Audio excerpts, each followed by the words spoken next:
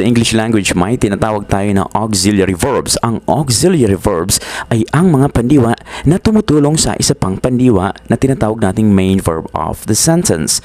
Ang main verb of the sentence ay tinatawag nating action words dahil may mga kilos na pinapahayag, kagaya ng salitang cook, walk, talk.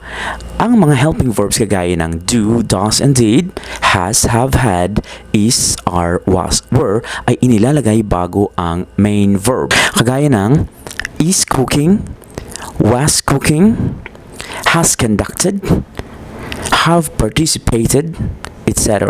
Ibig sabihin, inilalagay sila bago ang pinaka-pandiwa ng pangungusap. Now, in this video, pag-uusapan lang natin ang modal verbs. Of course, ang modal verbs ay mga helping verbs or auxiliary verbs din. Tandaan natin na pag sinabing auxiliary verb, helping verb din. Pero ang specification ng modal verbs ay tama. Meron silang specific or particular usage in a sentence. Meron silang expression. Ibig sabihin pala, ang modal verbs na can, could, shall, will, might, may, etc. ay mga modal verbs na pwede ring tawaging auxiliary verbs or helping verbs. Opo. Pero kapag ginagamit natin ang modal verbs, ang main verb ay dapat nasa positive form lang. Hindi pwedeng nasa ed, hindi pwedeng nasa ing, hindi pwedeng nasa s form, o kaya naman nasa past form. Tandaan, nasa base form lang. Ang pag-uusapan natin dito ay ang mga salitang can and could. Ang modal verbs ay may iba't ibang function. Bago tayo magsimula sa can and could, magbigay muna tayo ng halimbawang pangungusap. Kung ang helping verb ay tumutulong lamang, kagaya ng mga salitang do, does, did, has, have, had, is, are, was, were, ang kanilang function ay para tulungan ang main verb at ang ating simuno na magkasundo sa bilang ng simuno at sa panahunan or tense of the verb.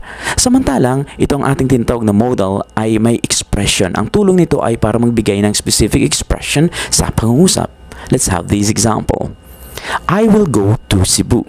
Ang ginamit ko ay will, at ang will ay ang expression ng futurity. Ibig sabihin, pang hinaharap.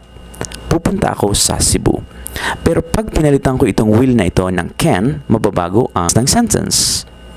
I can go to Cebu. Ang can ay may expression ng ability or kakayanan. So dito, hindi ko na sinasabing pupunta ako sa Cebu. Ang sinasabi ko na ay kaya kong pumunta sa Cebu. Ganito ang modal verbs, may iba't ibang function o kaya naman tinatawag natin na expression. Let's begin with these two confusing words para sa iba, ang words na can and could. Tandaan, ang can and could ay expressing ability or kakayanan. Ginagamit para mag-express tayo ng kakayanan. Example, I can write a novel in 1 month. Kaya kong magsulat ng nobela sa loob ng 1 buwan. Ang can ay expression ng ability na nasa kasalukuyang panahon. Kaya kong gawin, kaya kong i-perform ngayon sa kasalukuyan. Paano naman ginagamit ang could?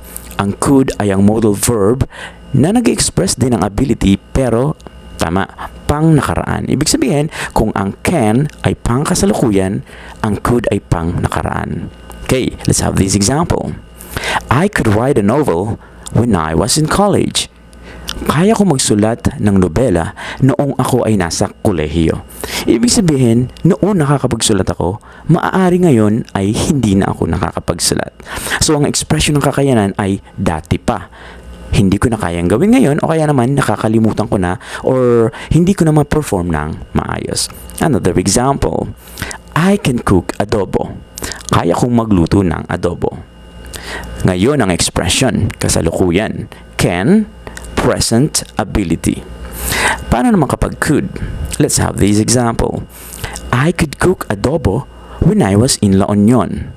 Ibig sabihin, kaya ko magluto ng adobo nung ako ay nasa La Union. Maaaring may nagtuturo sa akin doon kung paano magluto or paano gawin yon. At ngayon ay hindi ko na maalala or ma-perform ang pagluluto dahil maaaring nakakalimutan ko ang steps. When I was young, I could swim. When I was young, I could swim. Ibig sabihin, noong bata pa ako, kaya kong lumangoy. Ngayon, hindi ko na siya kayang i-perform. Okay? Ibig sabihin, hindi ko na siya magawa. Maaring natatakot na ako or may problema na sa katawan ko kaya hindi ako makalangoy. Let's have this another example. I could run for miles when I was a teenager. kaya kong tumakbo ng milya nung ako ay teenager pa lamang. So, ibig sabihin, ang kakayanan ko ay noon at maaaring hindi ko kayang gawin ngayon ang bagay na yon. Ganun natin ginagamit ang salitang could. Tandaan, expression of past ability.